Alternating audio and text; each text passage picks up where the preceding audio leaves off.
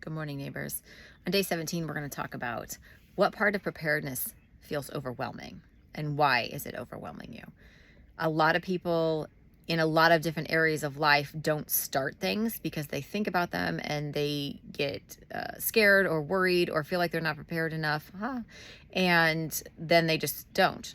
They just don't take the next step. And that is what we need to talk about today. So put down in the comments if you have any questions about, hey, I don't know how to do this, or I don't know what the first step is, or I don't know, how to afford all of this stuff. Preparedness does not need to be expensive. It can be done gradually over time.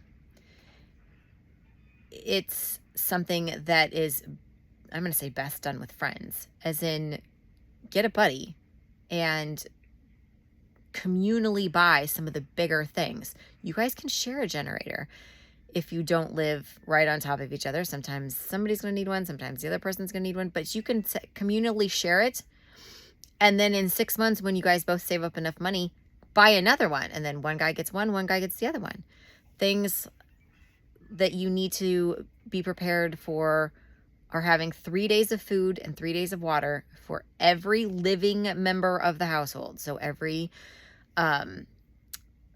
kid, every parent, every dog, every cat, every iguana, whatever. You can't just run during this ice storm and get crickets at the pet store. You couldn't run out and get, mice if you needed something for a snake. You need to have 3 days worth of food and water on hand for every living, breathing entity, whether your mother-in-law lives with you or whatever. And then once you get that situated, and also along with that is, and how are you going to heat and eat that? So you can just say, hey, I've got 25 cans of beans in the cupboard and we're going to be fine. That's great. But on day 3 of cold beans, that kind of sounds disgusting. So you need to make sure that you have the means to heat them.